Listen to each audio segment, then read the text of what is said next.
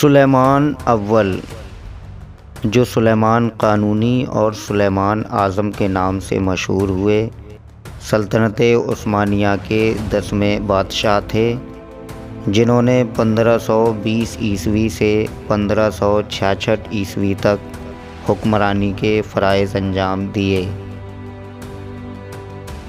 وہ بلا شبہ سلطنت عثمانیہ کے سب سے عظیم حکمران تھے، جنہوں نے اپنے بے مثل عدل و انصاف اور لاجواب انتظام کی بدولت پوری مملکت اسلامیہ کو خوشحالی اور ترقی کی شاہراہ پر گامزن کر دیا۔ انہوں نے مملکت کے لیے قانون سازی کا جو خصوصی انتظام کیا، اس کی بنا پر ترک انہیں سلیمان قانونی کے لقب سے یاد کرتے ہیں، جبکہ مغرب ان کی عظمت کا اس قدر معترف ہے کہ مغربی مصنفین انہیں سلیمان ذی شان یا سلیمان عالی شان اور سلیمان اعظم کہہ کر پکارتے ہیں۔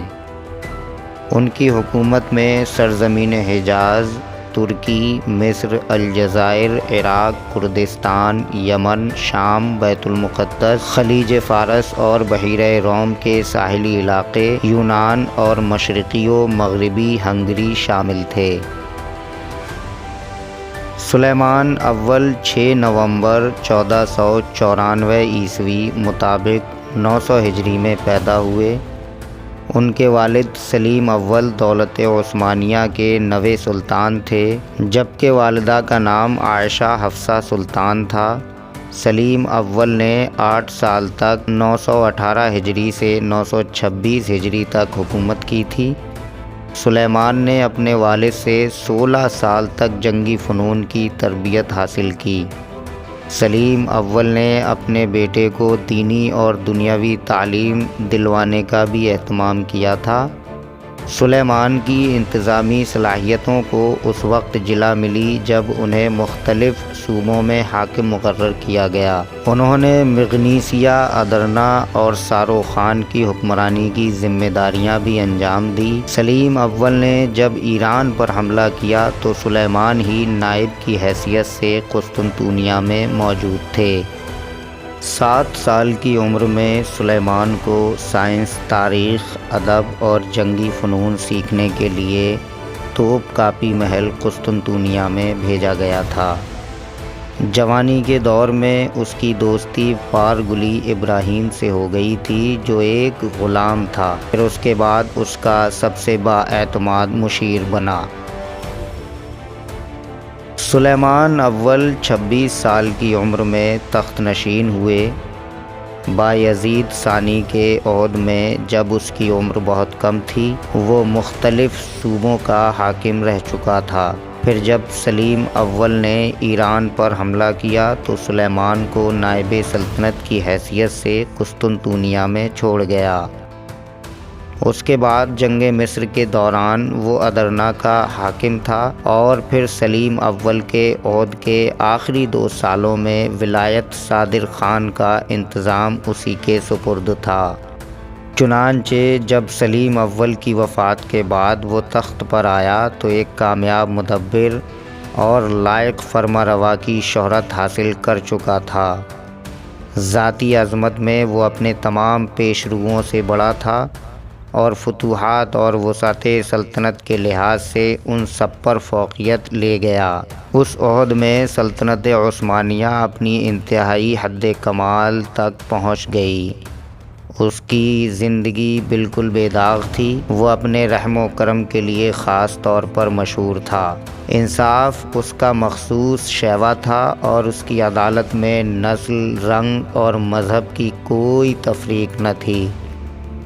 رعایا کی کامیابی اور بہبود کے لیے وہ کچھ بھی کر سکتا تھا۔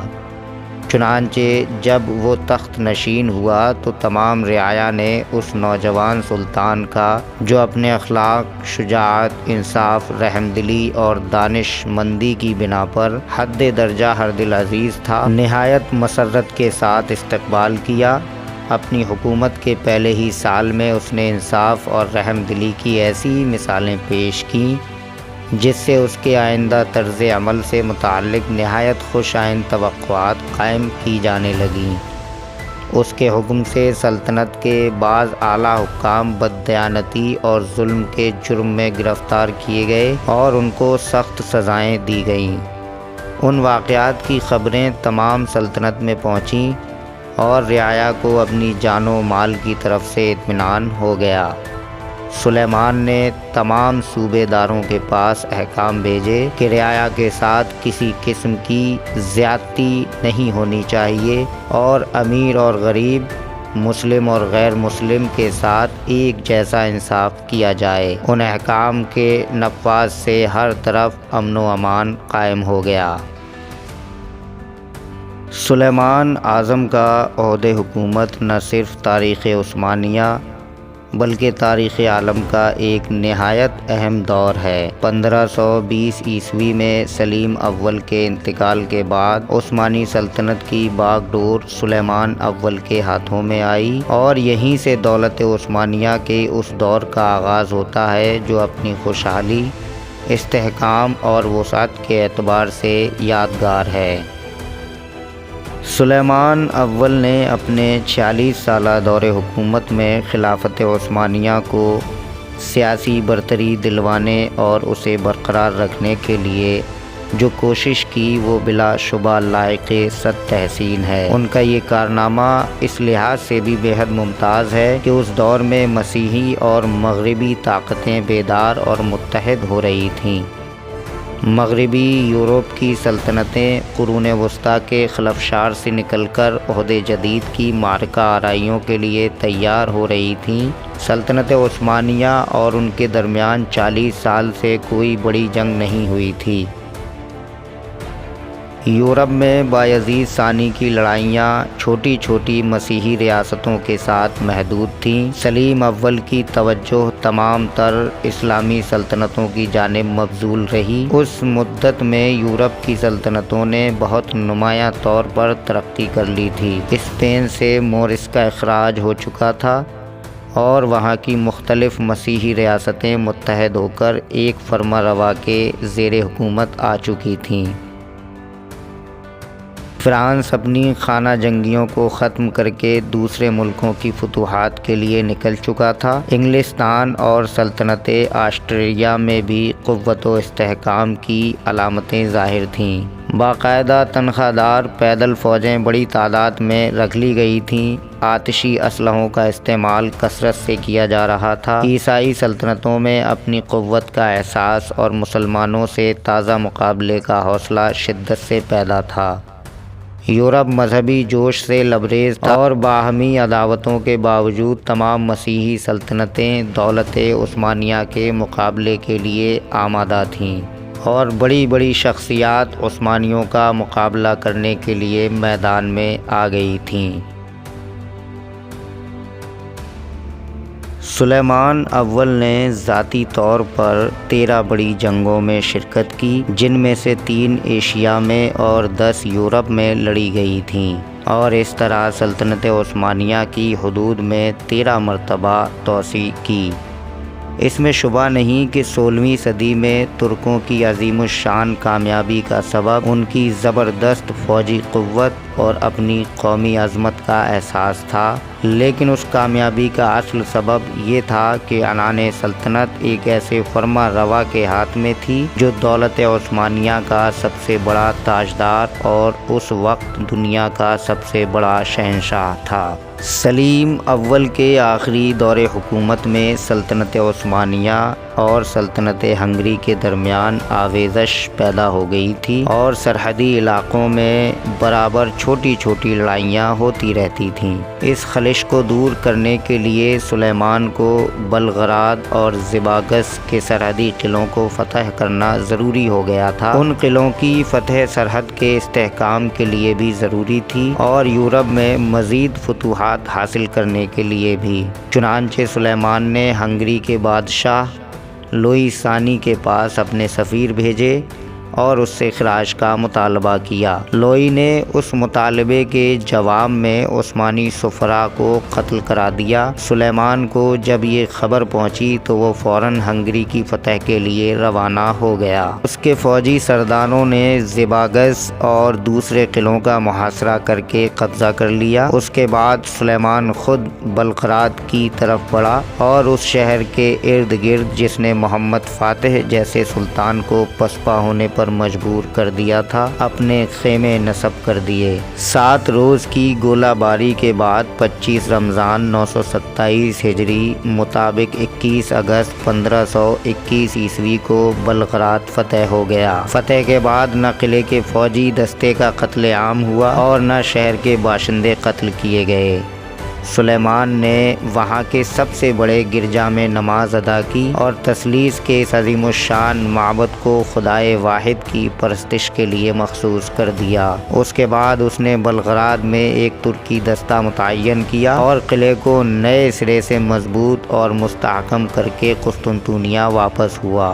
بلغراد کے علاوہ سرحد کے دوسرے قلعوں پر بھی عثمانیوں نے قبضہ کر لیا اور ہنگری میں داخل ہونے کے تمام دروازے ان کے لیے کھل گئے۔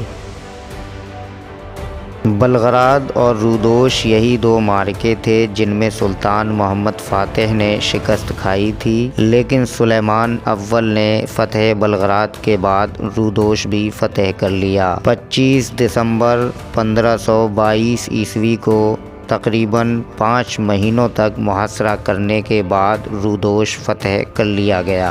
وزیر اعظم ابراہیم پاشا اس وقت مصر میں تھا۔ سلیمان نے اسے واپس بلا لیا اور ہنگری کی مہم کی تیاری شروع کر دی۔ یعنی چری کی بغاوت سے اس کو تجربہ ہو گیا تھا کہ سلطنت کے امن کے لیے اس فوج کو جنگ میں مصروف رکھنا ضروری ہے۔ بلغراد کی فتح کے بعد سے اگرچہ کوئی بڑی جنگ ہنگری کے ساتھ پیش نہیں آئی تھی، لیکن چھوٹی چھوٹی لڑائیوں کا سلسلہ قائم تھا۔ 10 ستمبر 1526 عیسوی کو سلیمان اول نے ہنگری فتح کر لیا۔ 10 مئی 1529 عیسوی کو سلیمان قسطنطنیہ سے روانہ ہوا اور 2.5 لاکھ فوج اور 300 توپوں کے ساتھ ہنگری میں داخل ہو کر اور اس کا محاصرہ کر لیا۔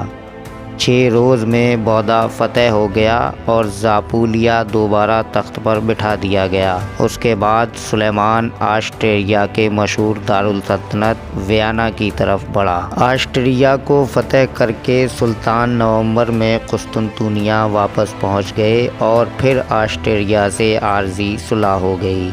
سلیمان کا 6واں بڑا حملہ ایران کے خلاف تھا۔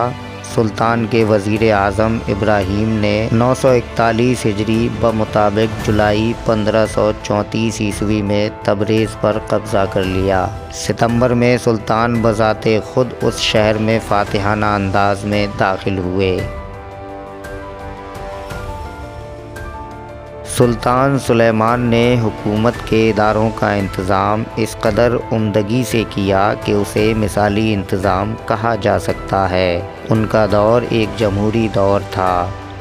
ہر جرم کی الگ الگ سزائیں مقرر کی گئی تھیں۔ کھانے پینے کی چیزوں پر کوئی ٹیکس نہیں لگتا تھا۔ انہوں نے ہر چیز کا ٹیکس خود ہی مقرر کیا تھا۔ یہی وجہ ہے کہ اس دور کے مسیحی بھی مسلمانوں کے علاقے میں آباد ہو گئے تھے۔ بڑے شہروں میں اسپتال قائم کیے اور پل بنوائے۔ مکۃ المکرمہ میں چاروں فقہی مذاہب کے لیے 4 مدرسے قائم کیے۔ متعدد شہروں میں خوبصورت مساجد تعمیر کروائیں جن کے ساتھ مدارس بھی کام کرتے تھے۔ 1424 عیسوی میں سلطان مراد ثانی کے زمانے میں شیخ الاسلام کا عہدہ قائم ہوا تھا۔ سلطان سلیمان نے اسے برقرار رکھا اور یہ عہدہ دولت عثمانیہ میں 498 سال تک رہا اور اس پر 131 علماء فائز ہوئے۔ سلطان سلیمان نے فوج کو بہتر بنانے کا خاص انتظام کیا۔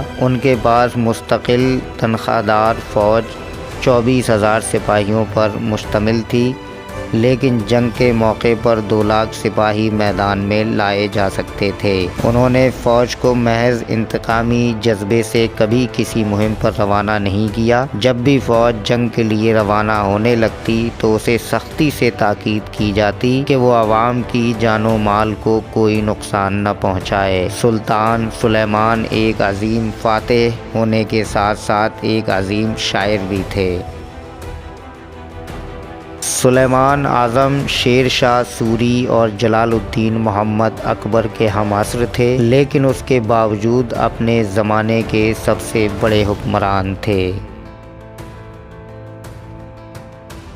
آسٹریا کے قلعہ سکتوار کا محاصرہ 2 اگست 1565 کو شروع ہوا اور 8 ستمبر تک جاری رہا اور قلعہ فتح ہو گیا۔ اور جس وقت لشکر اسلام کامیابی کا جشن منا رہا تھا، اس وقت اس ہولناک حقیقت سے سارے سپاہی بے خبر تھے کہ ان کا محبوب سلطان اب ان کے درمیان نہیں، بلکہ وہ 9 اور 10 صفر بمطابق 5 اور 6 ستمبر کی درمیانی شب ہی انہیں چھوڑ کر اپنے خالق حقیقی سے جا ملا ہے۔ سلطان کی وفات کی خبر وزیر اعظم سوق العلی پاشا نے دانستہ مخفی رکھی اور فتح کے بعد اسے عام کیا۔ فتح کے شادیانے فوراً موقوف ہو گئے اور فضا سوگوار ہو گئی۔ سلطان کی میت واپس قسطنطنیہ لائی گئی، جہاں خود ان کی تعمیر کردہ مسجد سلیمانیہ میں انہیں سپرد خاک کیا گیا۔